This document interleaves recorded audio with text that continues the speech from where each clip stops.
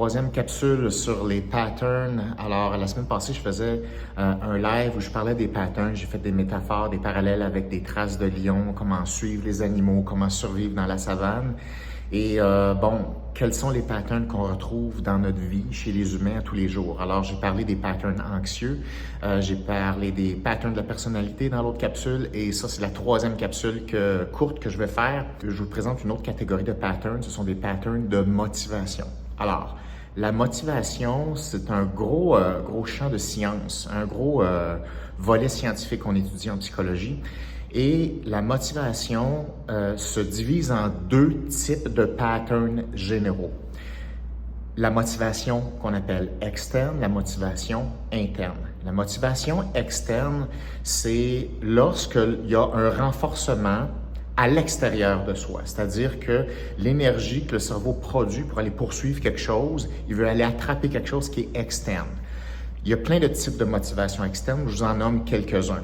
L'argent, c'est une motivation externe, la reconnaissance sociale, l'image, l'approbation sociale, avoir de l'attention positive, avoir un statut hiérarchique positif, se sentir meilleur que d'autres, de la nourriture, tous les psychotropes, n'importe quoi qu'on touche et qui fait quelque chose de positif, qui nous fait ressentir du plaisir, c'est de la motivation externe. Ça, c'est un type de pattern. Puis il y a plein de sous-petits patterns psychologiques qui vont aller chercher à attraper des motivations externes. L'autre catégorie générale de patterns, ce sont les motivations internes. Donc l'autre pattern, c'est motivation interne qui se sous-divise en d'autres petits sous-types de patterns. En un mot, ce que c'est la motivation interne, c'est que le renforcement ne se situe pas à l'extérieur de soi, il se situe à l'intérieur de soi. Bon, qu'est-ce que ça veut dire? Ça veut dire, par exemple, le sentiment d'apprendre, le sentiment d'avoir du plaisir, le sentiment d'être fier de soi, l'intérêt. Tout ça, ça crée des renforcements, mais les renforcements ne sont pas à l'extérieur, ne sont pas dans aucun objet, aucune ressource externe. C'est quelque chose qui est auto-sécrété, si vous voulez. Donc, les motivations internes, ce sont les motivations les plus puissantes.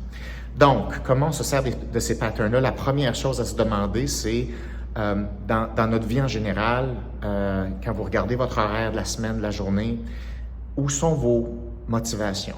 De quel sous-type de motivation êtes-vous, votre cerveau se nourrit-il?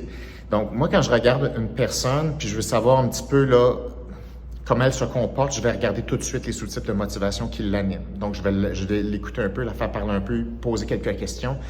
Et dans le fond, ce que je veux savoir, c'est la masse de motivation externe qu'elle a dans sa vie versus la masse de motivation interne. On a les deux, mais moi, ce que je veux voir, c'est qu'est-ce qui pèse le plus lourd.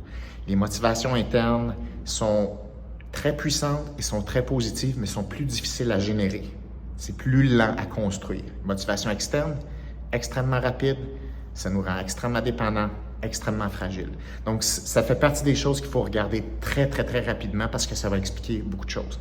Je vous laisse là-dessus. C'était le segment 3 de la suite, les patterns qu'on a. Et la suite, bien évidemment, c'est l'événement Y qui s'en vient. Merci beaucoup. 90% de la salle est bookée. Merci, merci. Il reste quelques places. Je vous invite à profiter du 40% de rabais qui se termine le 11 octobre à minuit. Donc, profitez-en. Ça va être vraiment quelque chose. Et on va continuer de parler de patterns. OK? À plus. Bye.